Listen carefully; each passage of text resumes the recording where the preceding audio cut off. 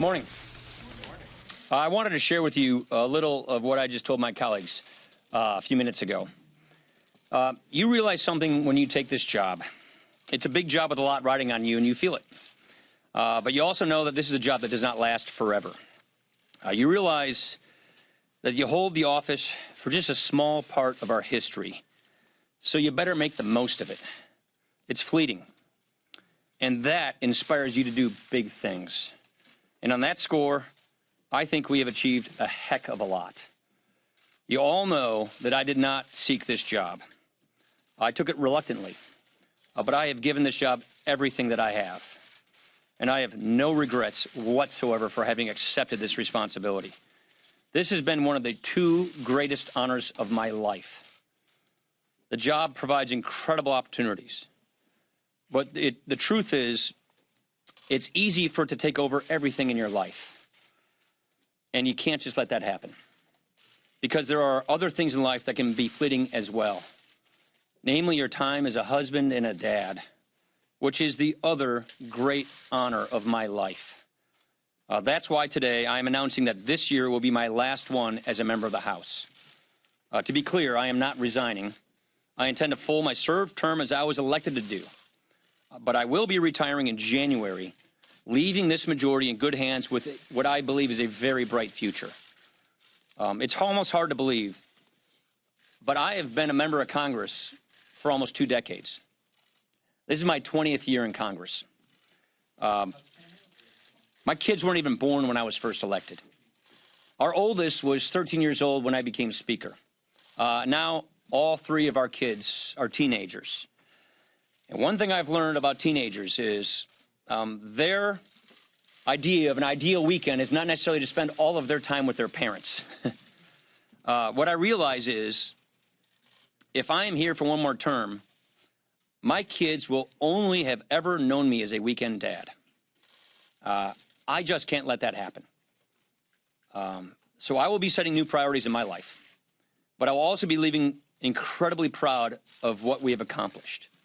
Some of you know my story. My dad died when I was 16, the age my daughter is. And I just don't want to be one of those people looking back at my life thinking I spent more time with my kids when I know if I spend another term, they will only know me as a weekend father. So I'm really proud of what we've been able to do.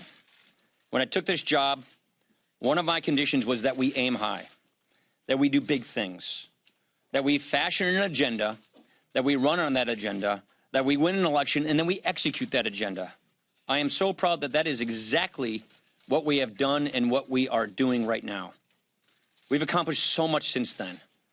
Probably the 2 biggest achievements for me are, first, the major reform of our tax code for the first time in 36 years, which has already been a huge success for this country, and that's something I've been working on in my entire adult life.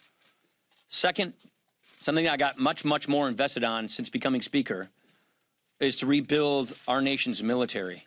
And after tax reform addressing our military readiness crisis, that was a top priority that we got done last month as well. These I see as lasting victories that will make this country more prosperous and more secure for decades to come. There are so many other things that we have gotten done. And of course, I'm going to look back proudly on my days at the Budget Committee and the Ways and Means Committee. But I don't want to be too sentimental here. I want to be clear, I'm not done yet. I intend to run through the tape to finish the year. Some of you wonder why I can't just do the normal politician thing, and which is to run and then retire after the election. That is what I'm told is the politically shrewd thing to do. I considered that. But just as my conscience is what got me to take this job in the first place, my conscience could not handle going out that way.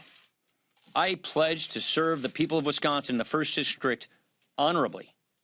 And in order to serve the people in my district honorably, I have to serve them honestly. And for me to ask them to vote to re-elect me, knowing that I wasn't going to stay, is not being honest. So I simply cannot do that. So that's why I'm announcing this today. Again, I am proud of what this conference has achieved, and I believe its future is bright. The economy is strong. We've given Americans greater confidence in their lives. And I have every confidence that I'll be handing this gavel on to the next Republican Speaker of the House next year. So just to close, I said earlier that I didn't want this job at first, and most of you know this. I really actually didn't. But I have to thank my colleagues for giving me this opportunity and this honor. I am really grateful for it. I also want to thank the people of Southern Wisconsin for placing their trust in me as their representative for the past 20 years. I've tried to bring as much Wisconsin to Washington as I can in that time. It's been a wild ride, but it's been a journey well worth taking to be able to do my part to strengthening the American idea. That pursuit is never ending. Much work remains, but I like to think I have done my part, my little part in history to set us on a better course. Thank you.